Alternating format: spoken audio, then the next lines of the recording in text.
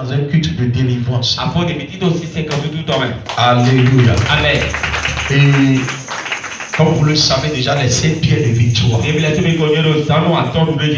Amen. Amen. Nous allons lire le livre de 1 Samuel chapitre 17. Alléluia. 1 Samuel chapitre 17 verset 40. Amen. Amen. Je lis avec la joie. Amen. Il prit en main son bâton, choisi dans le torrent 5 pierres polies, et les mit dans sa chibicière de berger et dans sa poche. Puis sa fronde à la mer, il s'avança contre le Philistin. Amen. Amen.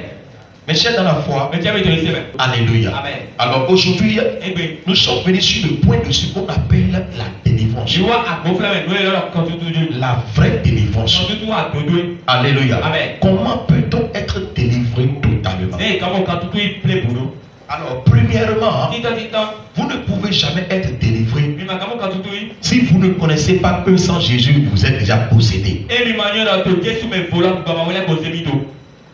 Vous êtes là? Je le dis encore. Toute personne sur la terre dans le monde entier qui est sans Jésus est possédée. Même s'il est milliardaire, il est possédé. Même s'il est un pauvre, le dernier cri, il est possédé. Deux, il y en a encore d'autres personnes qui sont en Jésus. Bon, je vais dire qui sont dans l'église, mais qui ne sont pas en Jésus. Je le dis encore. Il y a encore d'autres personnes qui sont dans l'église, mais qui ne sont pas en Jésus. Et quand vous les voyez, ils sont possédés. Mais ils se comportent comme si ils sont comme s'ils sont en bonne santé. Ils se comportent comme s'ils ne sont pas possédés. Quand tu vas me suivre ce matin, peut-être toi-même tu vas te retrouver parmi ces personnes. Alléluia. J'ai dit première catégorie des personnes qui sont possédées, c'est les gens qui n'ont pas Jésus. Celui qui n'a pas Jésus est possédé. J'ai dit deuxième catégorie de ceux qui sont possédés, c'est ceux qui sont dans l'église mais qui ne sont pas en Jésus. Ils sont possédés. Troisième catégorie de personnes qui sont aussi possédés, c'est ceux qui sont en Jésus mais qui ignorent le droit nécessaire qu'ils doivent se manifester en Jésus. Ces personnes aussi sont possédées. Alléluia. Donne-moi Amen. Par la grâce de Dieu, je vais te parler de ça. Alléluia. D'abord, c'est quoi la délivrance? La délivrance vient de mots grecs et sotéria.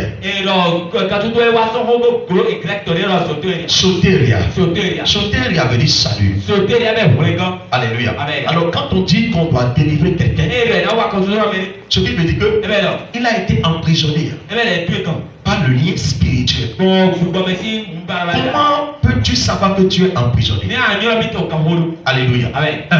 Il y en a certaines personnes qui sont nées dans l'emprisonnement. Merci beaucoup. Si vous allez dans les prisons, il y a certaines personnes qui ont été condamnées de 10 ans, 15 ans, 20 ans, 30 ans. Et dans la prison là, ils se sont mariés là. Et ils ont eu des enfants là. Jusqu'à aujourd'hui. C'est pour te dire que si tu as des enfants, si toi tu as des enfants et que l'autre n'a pas d'enfant, cela ne dit pas que toi tu es délivré et puis l'autre est possédé. Parce qu'un prisonnier peut être à la prison et avoir d'enfant. Ça fait un. De deux, tu as de l'argent et tout va très bien pour toi. Et tu dis bon, déjà celui qui a tout n'est pas possédé. Alléluia. Donc dis que moi j'ai tout. J'ai tout. Je ne suis pas possédé. Aucun démon ne m'attaque. Je me dis que c'est faux. Car il y a des prisonniers qui font encore des affaires au dehors. Alléluia. Troisième chose, Moi, je suis déjà avec l'homme de Dieu. Je suis proche de l'homme de Dieu. Je dors dans sa chambre. C'est moi et lui, on mange ensemble. C'est moi et lui, on fait la répétition ensemble. Je le suis à l'école du ministère. Je suis dans son école de discipulat. Oui, c'est moi et lui, on fait la chambre haute. C'est moi et lui, nous marchons ensemble. Je ne peux pas être possédé. Je vais te dire que c'est faux. Pourquoi c'est faux? Parce que Judas Iscariote était avec Jésus. C'était à côté de Jésus, il a été possédé. Pierre était avec Jésus. Mais Pierre a été possédé. Et il a renié Jésus rapidement. Alléluia. Donne-moi amen. Maintenant, comment tu peux savoir que tu es possédé? Fouille très bien ta vie. Il y a un mot français qui dit que la vie n'est pas rose tous les jours. Alléluia.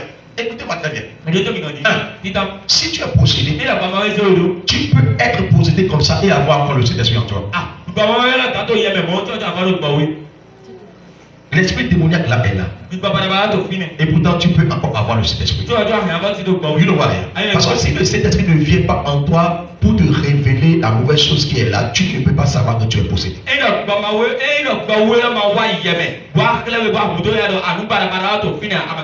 C'est pourquoi vous êtes étonnés. Toutes personnes qui sont venues en Christ et qui ont déjà fait un an. Et dans les 1 an, il ne s'est pas repenti. Cela prouve qu'il est possédé. Il est possédé. Et ce démon l'empêche de ne pas se repentir.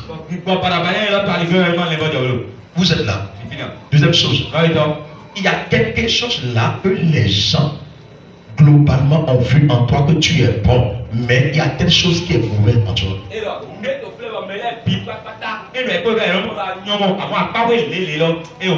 Il y a tel côté de ta vie qui est mauvais. Si tu as le Saint-Esprit dans cette vie dont tu as été possédé, le Saint-Esprit va te révéler que ne sais-tu pas que telle chose que tu fais est mauvaise. Alors si tu révèles cela et que tu t'es repenti et tu as laissé la chose, ce démon est parti. Ce démon-là est parti. Autre chose encore. Si tu es possédé, voilà comment tu vas procéder. Tu vas te révéler contre toutes les instructions qui sortent de la bouche de Dieu. Tu peux ne pas révéler contre tout, mais se révéler contre certaines instructions qui viennent de Dieu.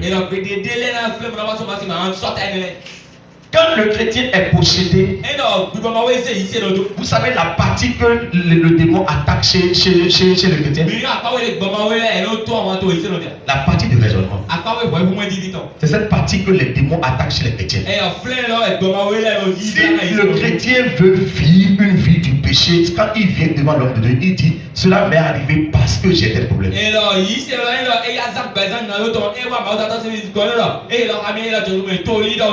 Oui, papa, vous savez, bon, je ne sais pas comment, je ne savais pas comment je vais faire.